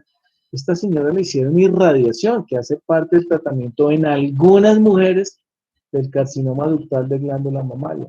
Y esto se llama el síndrome de Stewart-Treves, después lo vamos a mirar, pero pues, y es un angiosarcoma secundario a irradiación por un antecedente de cáncer de glándula mamaria, aunque los angiosarcomas pues salen de los vasos sanguíneos y no necesariamente es por eso. Esta lesión secundaria a irradiación por antecedente de carcinoma de glándula mamaria del ductal es un síndrome de Stewart-Treves, como les digo, o angiosarcoma. Si ven angiosarcoma, angio de vasos, sarcoma porque ustedes me lo dijeron en una clase, es tejido conectivo. Si ven que aquí no se utiliza, además de su patología maligna de los vasos sanguíneos, que como les enseñan, que les dicen que es que los vasos sanguíneos tienen epitelio plano escamoso, no se utiliza la palabra escamosa. En el mundo de la patología, cuando se utiliza el término escamoso, siempre pensamos en un carcinoma escamocelular. ¿De dónde? Donde haya células escamosas, toda la piel, la cavidad oral, el esófago, el ano, en la cavidad genital femenina, la vagina, el cuello uterino, el exocervix. En la vejiga puede aparecer, es muy raro por el trígono vesical, pero puede aparecer aunque es exótico. Pero si aparece un escamo en cualquier otro lado, siempre piensen en metástasis, siempre piensen en metástasis, siempre. Obviamente, o sea, un escamo en el estómago es una metástasis, un escamo en el riñón es una metástasis, un escamo en el cerebro es una metástasis, en el pulmón puede haber un carcinoma escamocelular, ya vimos toda la adaptación celular de metaplasia escamosa, displasia, carcinoma, etcétera, etcétera. Entonces, para que tengan en cuenta, por eso es la importancia de mirar los epitelios de manera clara, ordenada y precisa para poder entender todas estas patologías que pues estamos viendo. Listo, la retención de sodio y agua, pues la hipertensión arterial, esto pues seguramente lo mirarán en el próximo semestre un poco más profundo en la hipertensión arterial. Por eso vuelvo y les digo que los pacientes con hipertensión se les prohíbe que coman sal, y eso seguramente lo han escuchado desde incluso antes de que estudien medicina, si han escuchado, no le des sal porque es hipertenso, entonces le empeora. Claro que le empeora. Hay aumento de la presión hidrostática, el riñón interpreta eso como que hay que retener más agua y sodio, entonces aumenta obviamente la presión arterial como tal. ¿Cuál es el edema o la morfología del edema? Pues eso en patología no lo vemos, ustedes sí lo van a ver en clínica, yo ya no, porque ya no veo pacientes, pero lo van a ver. Ya ustedes lo ven indirectamente, me lo dijeron en el pulmón, en el edema de pulmón. Pero en piel lo pueden mirar a ver, lo pueden ver. En los tejidos, pues nosotros no vemos. En tejido celular subcutáneo, pulmones, cerebro y la nasarca que es generalizada. Órgano, ¿qué órgano es ese?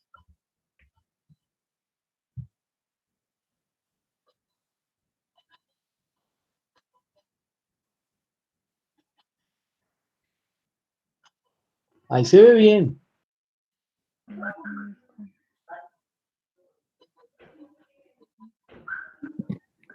¿Estómago?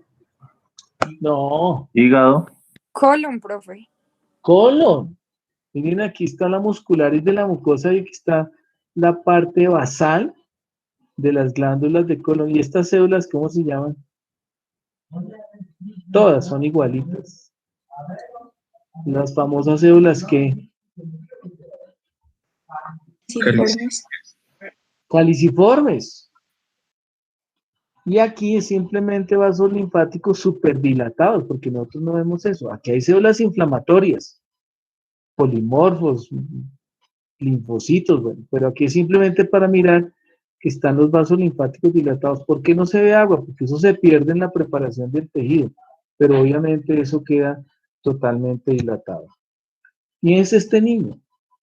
Este niño está en anasarca, pero en los feticos se le denomina hidros fetalis, pero está en anasarca. Miren que brilla tanto la piel por la cantidad de líquido y pues la refracción de la luz. Entonces un niño seguramente muy severamente comprometido, lleno de líquidos, etcétera, etcétera, y obviamente con un edema importante en una anasarca. Todo está comprometido ahí. Y este es el que yo alguna vez les mostré en primera clase. Este fue el niño que yo les mostré que tenía en el pulmón derecho cuando les mostré la hipoplasia del pulmón izquierdo. Este era el niño que tenía el cáncer de todo el pulmón derecho y estaba completamente en anasarca. A esto sí, pues, un hidros fetales, porque pues el bebé nunca nació. Tenía 38 semanas de gestación, pues cuando le descubrieron pues que estaba muerto y que tocaba, pues le hicieron cesárea, etcétera, miren la piel del pene brillando, simplemente por la cantidad de líquido. Cuando abrimos, pues, de arriba abajo para sacar el bloque, como se dice, pues contabilizamos más o menos 1 litro de agua, y eso, pues, que eso es lo poco que salió ahí, pero pues todo está comprometido. Entonces, ¿dónde se distribuye el líquido? Pues dependiendo de la causa, pues puede ser difuso, puede ser localizado, dependiendo de la gravedad, por el aumento de la presión hidrostática. Y pues también localización depende de si la persona está acostada, en decúbito lateral derecho, izquierdo, decúbito dorsal o decúbito supino, pues obviamente el líquido se va a localizar dependiendo de la posición del cuerpo y pues obviamente por la gravedad. En la insuficiencia cardíaca congestiva, pues ya me lo dijeron, en la sangre por flujo retrógrado va a los pulmones y cuando ya se descomprimen los pulmones, pues va al ventrículo derecho, pero sigue hacia atrás, ustedes me lo dijeron, obviamente la cara, el hígado, etcétera, etcétera, pues lo van teniendo, pues obviamente en cuenta. Y aquí hay una cosa que uno puede hacer, sabe si hay edema o no, es esto. Ah, bueno, esto es la foto de la cara, una persona que se levante, o sea, por la mañana tengo un edema generalizado de la cara, como están estas fotos, hay que pensar en un daño renal.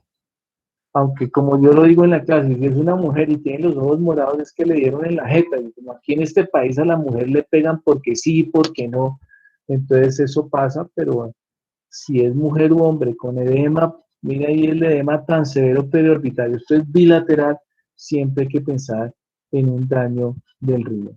Y aquí está pues la famosa fobia o foveola, también está ahí el estima de la presión que ha hecho el examinador con su mano, y obviamente eso después por los movimientos ahí físicos, pues el agua otra vez se va desplazando y se va localizando por presiones y se forma o se distribuye de manera equilibrada. Entonces eso lo van a mirar en las caras, pero sobre todo en pulmones y en la nasal que si está, o en miembros inferiores. Siempre también un paciente que examinen esto, ustedes van a ser médicos, tienen que examinar todo, pues obviamente la región genital y la región anal, porque ahí también hay edema. Yo me acuerdo que nosotros examinamos por pena, a veces por muchas circunstancias no examinábamos eso y los doctores, oye, ¿usted revisó los genitales? No. ¿Y usted cómo sabe que está en edema? Pues hay que mirarlo, por eso están en entrenamiento para hacer esto. Ahora, en el pulmón, pues es la insuficiencia cardíaca izquierda, una insuficiencia renal, los pacientes con síndrome de dificultad respiratoria aguda, como por ejemplo el COVID-19 o la COVID-19, pueden tener edema de pulmón, alguna infección pulmonar o reacciones de hipersensibilidad, pues pueden llevar a esto. Bueno, los pulmones pues pesan hasta 3 o 4 veces su peso normal, y por dentro pues ¿qué tienen? Ya se los mostré en la diapositiva donde me dijeron que había macrófagos con sangre, pero también hay líquido. Obviamente el trasudado y eventualmente se puede convertir en un exudado. Y ahí está, este es la famosa espuma que dice la gente que cuando se muere alguien le sale por la nariz y la boca espuma. Pues obviamente es el drenaje del acúmulo de sangre mezclado con aire, las burbujas, y entonces esto es un edema de pulmón. Esto es lo que yo les digo, que cuando estas vesiculitas o estas ampollas o vesículas se revientan por el movimiento de inspiración-expiración, es ese sonido que hace que se llama crepitancia, que es, me imagino que lo hicieron algunos, frotarse el cabello detrás de la oreja o desprender un velcro. Y cuando ustedes escuchen un paciente con edema pulmonar, con el mayor respeto y todo eso, ausculten, no todos los 35 estudiantes al tiempo, porque eso es una mamera, pero sí en algún momento de respeto para aprender, pues vamos a revisarlo, a ver cómo está, pues van auscultando, no demora más de 2 minutos, 3 minutos, el paciente se siente atendido y ustedes están aprendiendo cómo escuchar esto, porque esto no se aprende, como yo siempre he dicho, ahorita hay simulaciones, hay videos, hay CDs, está el laboratorio de simulación de la universidad. Yo nunca tuve laboratorio de simulación, a mí Pfizer, y fue precisamente Pfizer hace mucho, y todavía tengo, cuando existían los casetes, o los cassettes, como decíamos nosotros, yo me acostaba en mi cama, con mi Walkman, cuando existían los Walkman, escuchaba todos estos ruidos en estéreo incluso, pero cuando llegaba al hospital con todo el ruidaje, todo el mundo gritando, enfermeras, pacientes, uno no escuchaba nada. Eso toca aprenderlo en los pacientes, pero teniendo la orientación adecuada. La patogenia, pues el aumento de la presión venosa central por la falla cardíaca izquierda, aumento de la permeabilidad vascular, está el síndrome de dificultad respiratoria aguda, shock, infecciones, se aumenta esa presión venosa y el famoso trasudado o exudado de líquido, hipoalbuminemia, que si es en el riñón se llama hiperalbuminuria o albuminuria o proteinuria, como quieran llamarlo, el síndrome nefrótico. Recuerden aprenderse el síndrome nefrítico. Y aquí está, alguna vez también repasando la presentación, este cuadro de los rangos normales. Está la presión en agua, y a veces se utiliza en agua y en milímetros de mercurio, y pues es importante pues tenerlo en cuenta para mirar si la presión. Ahora, ¿esto cómo se mide? En las UCIs. Esto no se hace normalmente en piso o en unidades de cuidado intermedio, y están ya pues toda esta herramienta tecnológica, pues estos monitores que pues le muestran al médico estas cosas, pero en mi época no lo teníamos, a eso se hacía manual y pues se tenía esa precaución de mirarlo. Una foto normalita de pulmón, esta es la foto típica de todos los libros de histologías. Ustedes buscan en Google histología de pulmón y sale esto, los alvéolos, el bronquiolo terminal. Alguien, no sé si fue en este curso o en el otro, me dijo de las células clara, que aquí hay epitelio simple, pseudoestratificado cilíndrico ciliado con células califormes que se van aplanando, se llaman clara, Están los ductos alveolares, los bronquiolos respiratorios, sacos alveolares y los alvéolos. Y la unión de 5 de estos cositos forma que parece un glomérulo, es la parte respiratoria. Aquí todos estos alvéolos tienen epitelio simple plano en su interior. Ahí no hay epitelio compuesto escamoso o plano escamoso, pero sí por la metaplasia escamosa, por la irritación BPH o cigarrillo, ese epitelio normalito se convierte en epitelio metaplasia escamosa, displasia de bajo grado, displasia de alto grado y un carcinoma escamocelular. En cambio, el bronquio terciario todavía tiene cartílago, el bronquiolo ya no tiene cartílago, y aquí pues está la musculatura, músculo liso, y aquí en la submucosa pues debe haber glándula y todos esos filetes nerviosos que se pueden irritar o comprometer en alguna de estas patologías. ¿Estas células qué son? Estas que están aquí arriba.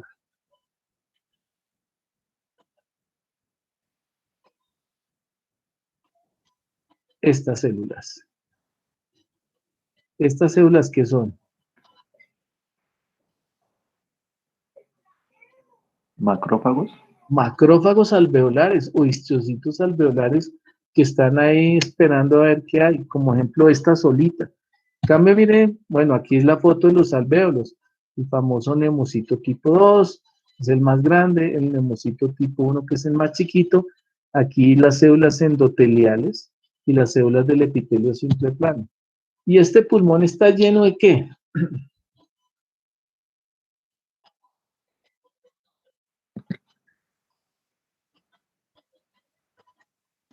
¿Pus? No, ¿Polimorfo? no. Piensen en otra cosa. Pues puede haber células inflamatorias, pero ¿cuál es el color que predomina? El rosado. El rojo o rosado. Entonces, ¿eso qué es? Miren esto, miren todo esto, o todo esto, o esto, o esto. Todo esto rojo, ¿qué células son?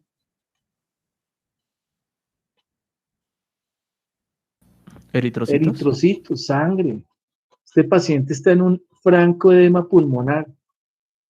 Y os sobra decir que esta foto es de una necropsia. Esto no es de uno tomarle una biopsia. Es de una necropsia por un edema de pulmón. Miren aquí los vasos súper congestivos, los vasos venosos, y dentro de estos alvéolos, material acuoso, pero también hay eritrocitos y obviamente vale lo de las células inflamatorias muy seguramente. Miren aquí, típico, ya lleno de líquido.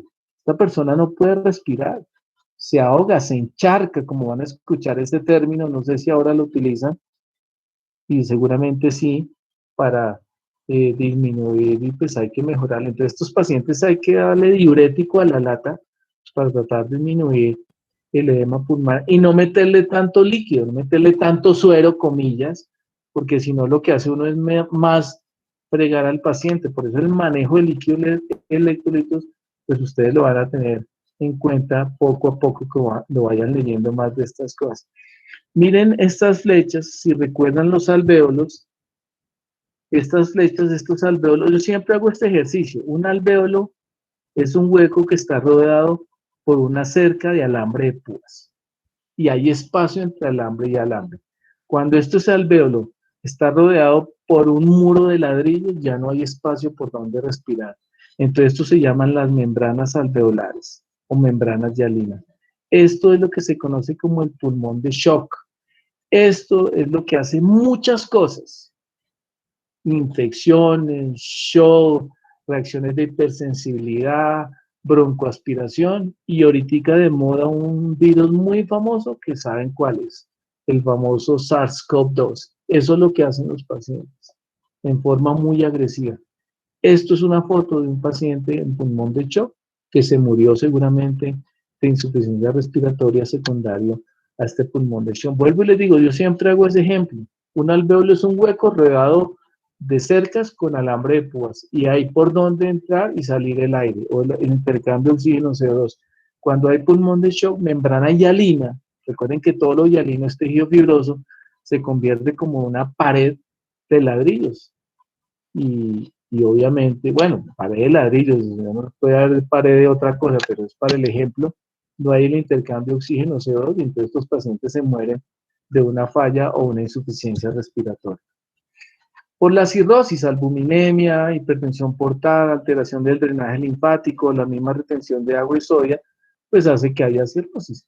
Y aquí una franca, una señora pues mayor con una citis importante. Miren aquí, como igual que la señora, pues hay la exacerbación, o esto se llama la circulación colateral, que se ven las venas proliferadas o dilatadas porque están ayudando a que haya drenaje.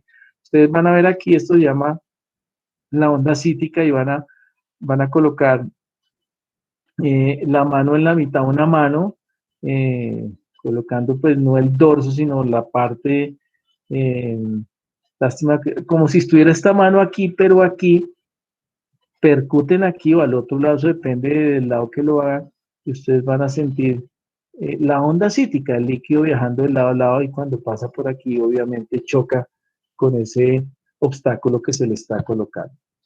El edema cerebral puede ser localizado o generalizado por un absceso o un tumor, generalizado en encefalitis, crisis hipertensivas, obstrucción al flujo de salida venoso, trauma, que puede ser discreto o generalizado.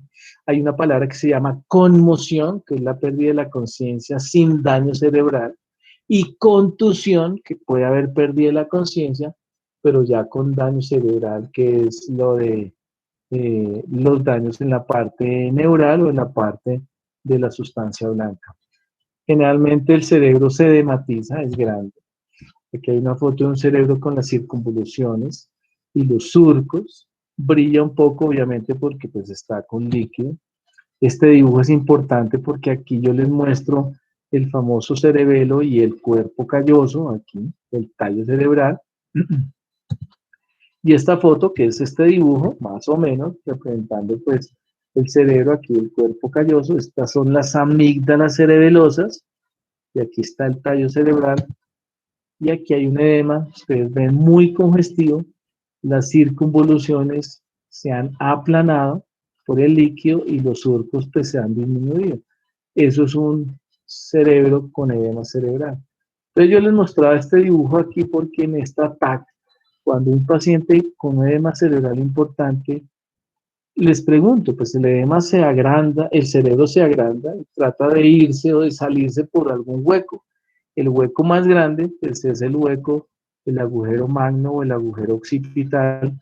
Entonces las amígdalas cerebelosas se hernian, una hernia es la salida de una víscera por un hueco, se hernian por el orificio cervical, comprimen el tallo cerebral aquí, y aquí hay un par de núcleos de neuronas, hay medio chimbos e importantes. Uno controla el corazón y otro controla los pulmones entre estos pacientes con un importante edema cerebral que hernian las amígdalas cerebelosas, comprimen el tallo cerebral y obviamente hacen una insuficiencia cardiorrespiratoria, un fallo cardiorrespiratorio y pues la persona se muere en paro, como dice todo el mundo. Pero entonces el evento fisiopatológico es una insuficiencia cardiorrespiratoria secundaria a una herniación de las amígdalas cerebelosas, eso secundario a un edema cerebral severo, y el edema cerebral severo secundario, pues ahí hay la patología de base, una crisis hipertensiva, o un trauma, o un tumor, o bueno, qué sé yo, dependiendo de lo que le estudien a la persona como tal. ¿Cuál es la correlación clínica del edema? Pues desde signos discretos a mortales, dependiendo pues la cicatrización se puede afectar o no. Entonces resolución, infecciones, la falla cardíaca, la insuficiencia respiratoria. El edema pues pulmonar puede causar la muerte al interferir en la función ventilatoria normal y o favorecer una infección bacteriana. Yo les mostré algunas fotos donde había líquido, el exudado, una caldo de cultivo. Nosotros tenemos bacterias normales. En el hospital hay bacterias más agresivas y pueden llevar pues a un pulmón texto y a la muerte de la persona. El edema cerebral es grave y puede ser rápidamente fatal. Está escrito en la literatura que los corticoides disminuyen el edema cerebral y eso ustedes lo van a mirar Y también está escrito que se previene el edema cerebral dándolo antes de que se edematice el cerebro, porque pues nadie va a tomar corticoides para evitar que el cerebro se edematice. Entonces es como un chiste que siempre sale a flote de que, bueno, antes de que se estrelle, señor, usted se va a estrellar hoy, tome corticoides para que si se estrella y se da su coñazo en el cerebro, pues no se le edematice tanto. Son cosas así que siempre se hacen en los congresos, en las reuniones, pero eso pues obviamente hay que tenerlo en cuenta. Y bueno, eso era, nos alargamos chévere de manera importante en esta presentación con las cosas que ustedes me dijeron, yo pregunté, espero que hayan hecho un poquito del clip de estas cosas. Esto es un complemento de toda la respuesta de patología celular inflamatoria aguda y crónica, pero obviamente esto lo vamos a volver a repasar entre comillas con la siguiente clase, que es la más larga de todas, que es lo de trastornos hemodinámicos, que es una presentación un poco larga, pero que muy seguramente yo también la voy a hacer en 2 presentaciones. ¿Preguntas hasta ahora de la presentación de alguna cosa? Y pues con mucho gusto la hacemos.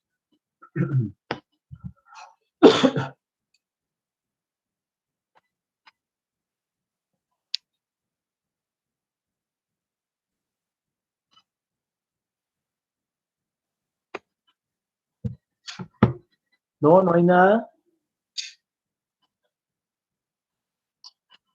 Si no hay ninguna pregunta, señora, señor. Cuando llegó un paciente con el edema cerebral y pues digamos que puede ser tratable además de los corticoides, ¿qué más se podría hacer? No, pues dependiendo de la causa, pues si es un trauma, pues ahí se mirará si hay necesidad de hospitalización o no, siempre pues hay que vigilarlo, ya mirarán si es niño o adulto, la causa pues un trauma severo que requiere pues unidad de cuidado intensivo, hospitalización o cirugía, siempre van a hacer pues un ataque o una, pues la tomografía mirar, ya de radiología mirará si está agrandado o no, y pues ya es la vigilancia.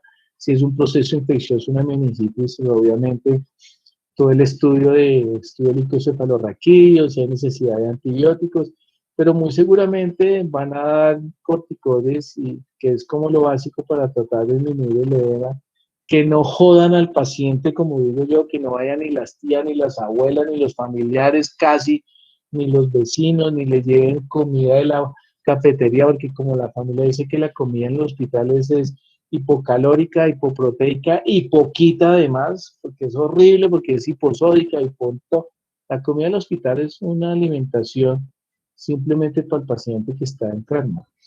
Entonces, aquí como nosotros somos tan folclóricos, entonces manzanas y peras y dulces y uvas y Coca-Cola y Pepsi y pastel Gloria, y pastel de pollo y pastel de carne, todo lo que está prohibido. Y estos pacientes con estos trastornos de trauma, pues obviamente hay que casi que aislarlos, pues para que no tengan respuesta, influjo y estímulos, obviamente, que puedan en su cerebro responder cuando está obviamente comprometido, y tratar de que eso se vaya disminuyendo. Obviamente la semiología neurológica, que ustedes la van a estudiar y aprender, cómo están los pares craneanos, cómo responde al dolor o no al dolor, muchas cosas que van a integrar, pero generalmente, como les digo, esto pues los corticoides de manera importante de utilizar adecuadamente, pues para que eso vaya disminuyendo, y obviamente vigilar todas las funciones, como se dice, los signos vitales, hipertensión, frecuencia, pues la presión arterial, frecuencia cardíaca, respiratoria, etcétera. Cada uno poco a poco va haciendo su esquema de historias clínicas y preguntar qué cosas para ver si la persona está orientada o desorientada, etcétera, etcétera. Pero básicamente es eso, pero muy seguramente también pueden utilizar otras cosas, aspirina, acetaminofén. Eso depende, perdón, de la clínica, pues de la clínica del paciente. Bueno. Vale, profe, gracias. Ok. Profe, en la Entonces, diapositiva anterior habla algo del edema pulmonar. ¿Cuál, perdón? La diapositiva anterior a esta. ¿Cuál sería? ¿En cuál?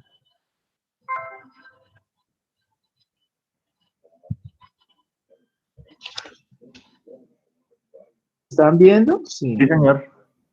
En esa, no, en la siguiente. ¿Ahí?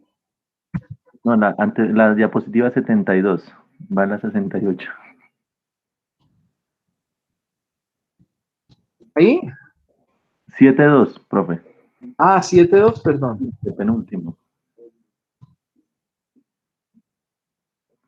Ahí donde dice que el edema pulmonar puede causar la muerte, pues, digamos, eso está, digamos, cuando el paciente, yo hablo de los pacientes COVID, porque todos los días los ve uno, digamos, eso es lo que favorece que tenga esas neumonías. Sí, claro. O sea, primero el virus destruye todo el alvéolo pulmonar. Hay una destrucción, ¿y cuál es la respuesta a lo que les acaba de decir? La famosa membrana hialina. Entonces el alvéolo se destruye completamente. En las imágenes se describe una cosa que se llama el envidio esmerilado, y es simplemente la destrucción alveolar, y como les digo, con base en esa respuesta inflamatoria y fibrosa, entonces estos pacientes dejan de respirar. Su ventilación o su función ventilatoria pues está completamente alterada. ¿Para qué los voltean? La famosa pronación. Se ha visto que ellos boca abajo pues mejoran un poco en la parte posterior de esa respiración. Lo que pasa es que muchas veces está ya tan comprometido, más del 80 o 90% el parénquima pulmonar, que así le pongan todo, exagerando, y les diga que están las famosas vacunas, la vacuna más corticoides, todo lo que ha podido salir, pues ya está tan destruido, lo que les digo, el famoso pulmón de shock, que obviamente ya pues no hay nada que hacer y eso ya es irreversible y pues la persona pues muere por una insuficiencia, pues fisiopatológicamente por una insuficiencia respiratoria, pero se han visto que muchos han hecho pulmón de shock en estos pacientes. Ahora, en la siguiente clase vamos a mirar que una complicación de muchas cosas, infecciones, tumores, tumores malignos, infecciones virales, bacterianas, una cosa que se llama la CID, coagulación intravascular diseminada, y eso también han encontrado estos pacientes, que se forman coágulos microtrombos, y obviamente eso perpetúa el cuadro y pues lleva a la muerte de la persona, si se tengan todos los medicamentos para mirar. Ahora, y eso pues sí lo he sabido, seguramente ustedes, muchas personas les dicen, se está maltratado, toca intubarlo, y ellos prefieren no intubación, porque obviamente hay que sedarlo, bueno, muchas cosas que ustedes van a mirar en la UCI, pero ya cuando deciden intubar a estos pacientes, ya pues no hay nada que hacer, vuelvo y les digo, porque la destrucción del pulmón es tan severa, que obviamente eso ya es completamente irreversible en esto. Pero esto no solamente, vuelvo y les digo, es por el SARS-CoV-2, muchas cosas hacen pulmón de choque, pues eso es lo que a veces pues no se toca en los temas médicos, bueno, no tengo ni idea por qué, y pues pasa eso, no es siempre todo, pero pues sí la destrucción alveolar de los alveolos es muy severa, pues por la parte viral. Bueno. Gracias, profe. Ok. No sé si hay alguna otra pregunta, comentario, sugerencia.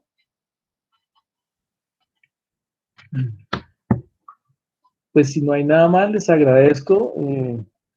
Hacía mucho que esta clase no era tan chévere, la verdad. Y bueno, el otro martes no hay clase, el jueves tendrán a esta hora, no, hoy es martes, el otro jueves su evaluación. Yo obviamente les avisaré con tiempo, pero pues están esos temas. Lo que yo les mandé a investigar, eso sale fijo, a unos, a otros, bueno, no sé. Y bueno, ahí por lo menos el examen es de 1 hora, pero pues no sé lo que vaya a inventarme o hacer, pero para que tengan toda esta correlación y piensen en estas cosas. Lo de edema yo lo voy a volver a preguntar, es parte del complemento de la patología celular, pero pues ténganlo muy presente de aquí en adelante, pues en muchas cosas. No sé si alguna otra cosa, alguna cosa u otra cosa, o más cosas, si no, pues les agradezco y nos estamos obviamente hablando y conversando. Yo les mandaré pues la información pertinente. El examen es el otro jueves. Yo les diré la hora y bueno, cómo será, etcétera, etcétera. Pero lo que sí les digo y les adelanto es que pues hay preguntas de única respuesta, hay preguntas donde hay varias respuestas, puede haber preguntas de falso. Generalmente yo hago eso, falso y verdadero, o dos cuadros, digamos. Invento una tontería, Millonarios, Cali Nacional, Junior, y al otro lado azul, verde, rojo, amarillo, y hagan la correlación. Entonces ahí es 1 con 1 y pues son de las cosas que obviamente hemos visto. Esto es más o menos la dinámica de los exámenes pues de las evaluaciones que yo hago. ¿Listo? Entonces yo les escribo la otra semana la hora del examen, pero va a ser el jueves. El martes no hay ninguna actividad. Bueno, señor. Profe, en los puntos que usted dice que es múltiple respuesta, ¿ahí lo especifica? Sí, el sistema lo clasifica y gracias por la pregunta. Digamos, son 6 distractores. Digamos que los 3 primeros sean los que hay que marcar y 4, 5 y 6 no. Si usted marca, digamos, el 1 y el 2, pues el sistema no le pone 1, pero sí le pone 0,6. Ejemplo. Pero si de pronto marca 3 buenos y 1 malo, el sistema sí le quita, sí le descuenta de eso.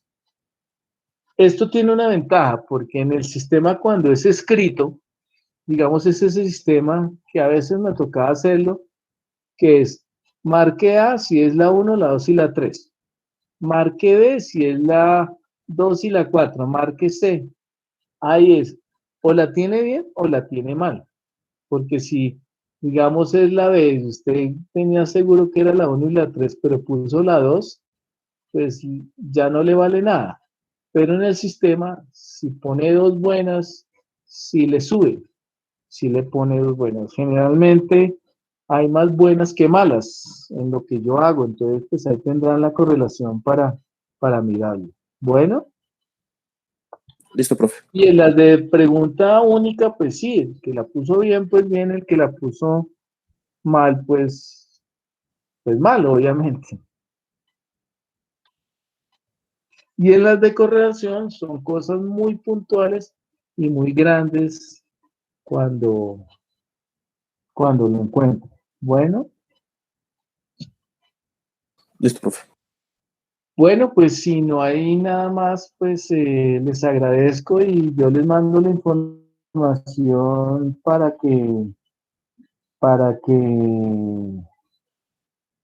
que estén pendientes el otro jueves, no el martes. El martes tienen hora libre, entre comillas, o tiempo libre, para que pues repasen y estudien. ¿Listo?